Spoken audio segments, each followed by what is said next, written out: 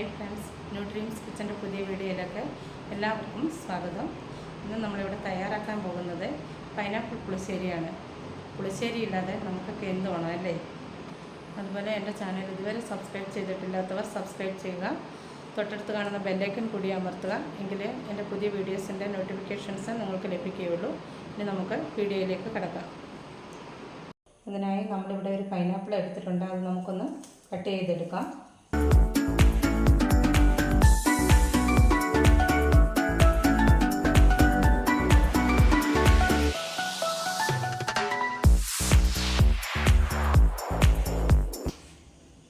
ഇതിലേക്ക് 4-5 കഷ്ണം ചുവന്നുള്ളി, പച്ചമുളക് 3-4 അരിഞ്ഞിട്ടിട്ടുണ്ട്. അതിലേക്ക് ഇത്തിരി മഞ്ഞൾപ്പൊടിയും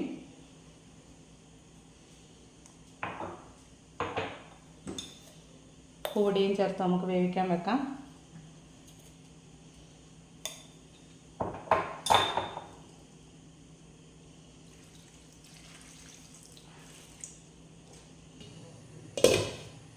നമുക്ക് ഇതിലേക്ക് അരച്ച് ചേർക്കാൻ ആവശ്യമായ തേങ്ങയും വെളുത്തുള്ളിയും ജീരകവുമാണ് എടുത്തിരിക്കുന്നത്. ഇത് നല്ലതുപോലെ വെണ്ണ പോലെ അരിഞ്ഞ് കിട്ടണം. അത്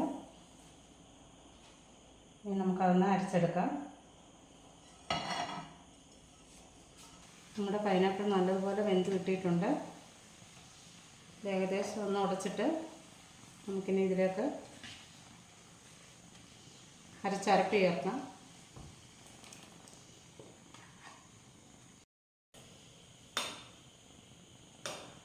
ഉപ്പ് കുറവായതുകൊണ്ട് ഇത്തിരി ഉപ്പ് കൂടി ആഡ് ചെയ്യുവാണ്. ഇനി നമുക്കിതിലേക്ക് തൈര് ഒഴിച്ചു കൊടുക്കാം.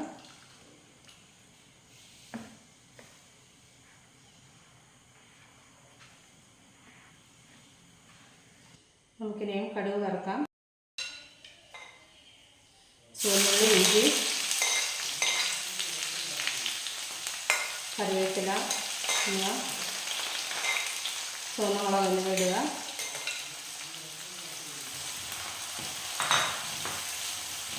കടുകൊക്കെ മൂത്ത് വന്നിട്ടുണ്ട്. അതിലേക്ക് ഒരു നുള്ളു ഉലുവപ്പൊടി, ഇത്തിരി കൂടി മഞ്ഞൾപ്പൊടിയും ചേർത്തിട്ട് നമുക്ക്